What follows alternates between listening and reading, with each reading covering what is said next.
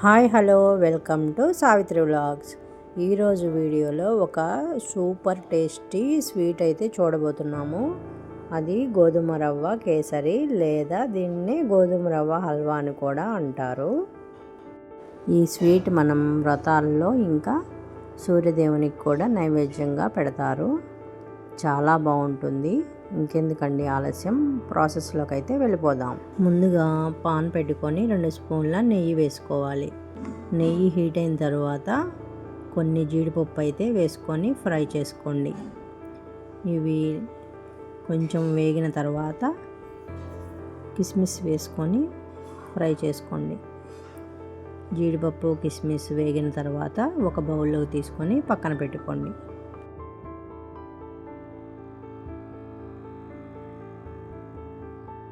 ఇప్పుడు అదే నెయ్యిలో 1 కప్పు ఎర్ర గోధుమ రవ్వని వేసి ఫ్రై చేసుకోవాలి. ఎర్ర గోధుమ రవ్వ అయితేనే ఈ కేసరికి టేస్ట్ బాగుంటుంది. రవ్వ మాడిపోకుండా లో ఫ్లేమ్లో పెట్టుకొని కలుపుకుంటూ ఫ్రై చేసుకోండి. రవ్వ వేగటానికి 5 నుంచి 10 నిమిషాల టైం అయితే పడుతుంది. రవ్వ వేగిందనడానికి మంచి వాసన అయితే వస్తుంది. చూడండి, రవ్వ అయితే వేగిపోయింది. ఇప్పుడు మనం స్టవ్ మీద మరో పక్క 1 కప్పు గోధుమ రవ్వకి 4 కప్పుల వాటర్ తీసుకొని బాయిల్ చేసుకోవాలి. బాయిల్ అయిన వాటర్ని ఫ్రై చేసుకున్న గోధుమ రవ్వలో పోసుకొని కొద్దిగా పోసి తిప్పుకోవాలి.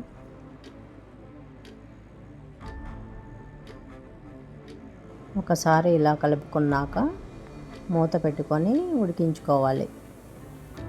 మధ్యలో మూత తీసి కలుపుకుంటూ ఉండాలి, లేదంటే రవ్వ మాడిపోతుంది.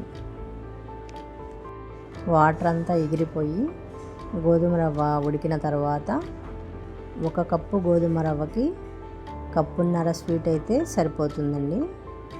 నేనైతే ఇక్కడ 1 కప్పు బెల్లము, 1/2 కప్పు పంచదార అయితే తీసుకున్నాను. బెల్లం కరిగిన తర్వాత పంచదారను అయితే యాడ్ చేసుకున్నాను. ఇప్పుడు ఒకసారి కలుపుకొని ఉడికించుకోవాలి. ఫ్లేమ్ సిమ్లోనే పెట్టి ఉడికించుకోవాలి.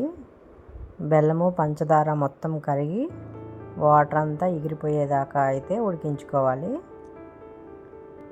మధ్యలో ఒకసారి మూత తీసి 2 స్పూన్ల నెయ్యి వేసుకోవాలి. నెయ్యి వేసిన తర్వాత అలానే మూత పెట్టేసుకొని ఉడికించుకోవాలి. లో ఫ్లేమ్లోనే ఉడికించుకోవాలి.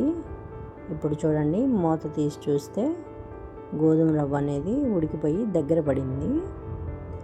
ఇప్పుడు మనం ఒకసారి కలుపుకొని యాలకుల పొడి కొంచెం వేసుకోవాలి. తర్వాత పచ్చకర్పూరం అయితే కొంచెం వేసుకోండి. ప్రసాదంగా అయితే ఈ టేస్ట్ సూపర్గా ఉంటుంది. ఒకసారి కలుపుకున్నాక మరొక స్పూన్ నెయ్యి అయితే యాడ్ చేసుకున్నాను. నెయ్యి అంత వేసుకుంటే హల్వా టేస్ట్ అనేది అంత బాగుంటుంది మనకు. ఇప్పుడు మూత పెట్టి మరి కాసేపు మగ్గించుకున్న తర్వాత చూడండి, హల్వా అయితే రెడీ అయిపోయింది. నెయ్యి ఇంకా బెల్లంలో ఈ గోధుమ రవ్వ ఉడికి కమ్మని టేస్ట్ అయితే వస్తుందండి. చేతితో పట్టుకొని చూస్తే కొంచెం జిగురుగా అయితే వస్తుందండి. ఇప్పుడైతే ఫ్రై చేసుకున్న జీడిపప్పు కిస్మిస్ వేసుకొని మరొకసారి కలుపుకొని తీసుకుంటే కమ్మనైన గోధుమ రవ్వ కేసరి రెడీ. మీరు కూడా ఈ కేసరి ట్రై చేసి మీకు ఎలా వచ్చిందో నాకు కామెంట్ చేసి చెప్పండి. ఈ వీడియో కనుక మీకు నచ్చితే లైక్ చేయండి, షేర్ చేయండి, సబ్స్క్రైబ్ టు సావిత్రి వ్లాగ్స్.